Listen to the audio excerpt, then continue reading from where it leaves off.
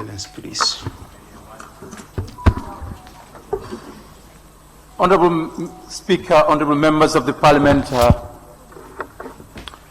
this juncture, I only have to go straight and submit my sincere appreciation to the colleague youths who have marched the street and those who were arrested unlawfully. Those who marched the street, I want to thank all of you for the great job. To be honest, I think I'm going to be so unfair if I don't thank all the honorable honorable members of Parliament, not ministers, who have raised parliamentary questions with respect to the matter in question today. Honorable Speaker, let us put it on record. This matter has never been silent in this country. Auditor General, who is mandated to audit all public accounts of this country, has raised this concern. In 2019, audited financial accounts of the government of the Gambia. Honorable Speaker, may I take the National Assembly through this audited statement? It says, as part of the audit of the 2019 Government of the Gambia Consolidated Financial Statements, we noted that Treasury receipts amounting to $22,319,957.92 butut were reported as proceeds from the sales of the assets by the JANE Commission.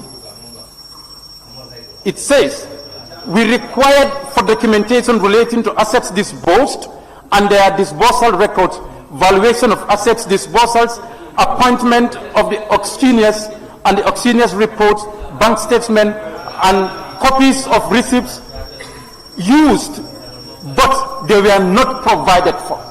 Under which government? Under the watch of the government who constituted the JANE Commission. Honorable Speaker, may I take you through this other record as well? I would love to read this from my phone as a gadget, if you permit me, Honorable Speaker.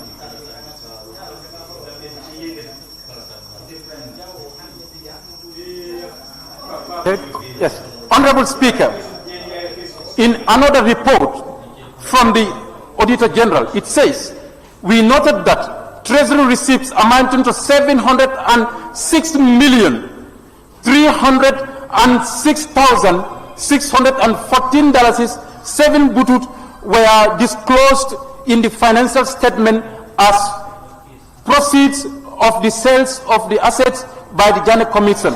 Furthermore, we requested for the documentation relating to the disbursal of these assets. The documents include the following which we are here, but it concludes to say, however, the document remains outstanding up to the time of the finalizing these reports, thereby casting doubt on the entire process. This is finished for us. For me, I have no trust that even if we do the work here, this government will implement it.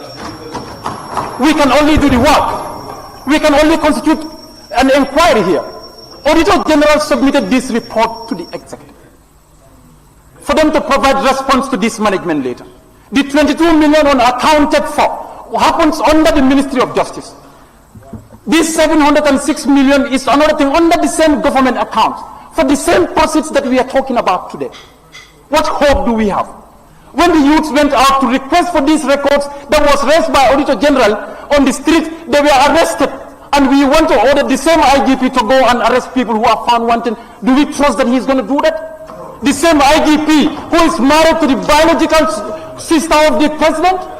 Do we expect justice to that?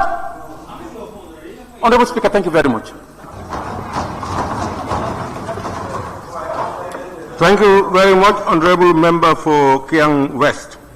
I now invite the Honorable Member for Fonyi Bintang Karanai. Thank you, Honorable Speaker. Honorable Speaker, to start with, it's difficult for a thief to be sent to investigate a thief. then the result will be corrupt. And then, one of the things that I am interested in is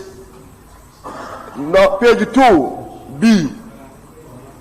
Page 2B, it says the committee mandate to conduct a full, impartial, independent inquiry to the report. Now, the independence of the committee is also needed here. The inquiry must be partial as well, which is key in the setting of this committee. Honorable member, you are quoting 22D. We don't have 22. I said page 2B. Okay, page 2B. B, yes, B. Page okay. 2B. Okay. Go ahead. Thank you. And looking at it, that part I am interested in it. The independence of the members without any external interference, that is key there. And how are we going to formulate these people? Who will they be? Because the parliaments have a tradition of picking few individuals who represent every inquiry. This time around, we are watching it to the last dot. And we are not compromising in it today, tomorrow, and forever. And Honorable Speaker, going further, I will want to tell the people of this country, the Honorable Minister of Justice should have been here to listen to us. Because when we were posting critical questions on the matter, the Honorable Minister stood here and said he cannot provide the names of the people because sometimes they are security. What kind of security are we talking about? To the end of this, we are going to dig it, and no stone will be left unturned. Whoever involved himself in it, you have to pay the bitterness of it. That one, we are not compromising it. Today, tomorrow, and forever. That is one thing I want you to note. The other issue is, fellow youths, congratulations for the stand-up. You have stood firmly to defend your integrity. And transparency and accountability is needed in government. If you don't want that as a government, you resign and go and sit at home. Nobody will take you to account. But as far as we are concerned, every citizen of this country, whoever mounts public office, will be taken to account. And the protests continue. And some of the people that are saying, let us take it to 180 days. I am not part of it. I am saying 120 days. Because the way they prolong it, as they prolong it, then the people will forget about it. But this will not be forgotten. Mark me. This will never be forgotten. Whether you understand it or not. And we are not taking this matter lightly. Because what belongs to the nation belongs to the nation. And in it, we want to tell you that the youth be prepared and be more ready to protest.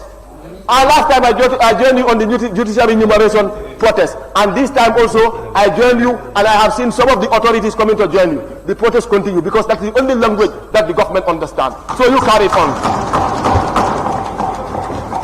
If at all the time we were calling for it to come out, if it has come at the right time, we will not have reached to this.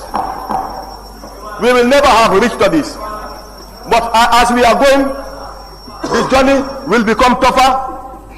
And everything, and not only this war, we have many things that are hidden, and everything will be exposed. Close to the end of your government, you will have everything to be exposed. Observation. We cannot have no observation on this matter. These are serious matters, so you don't have to observe me.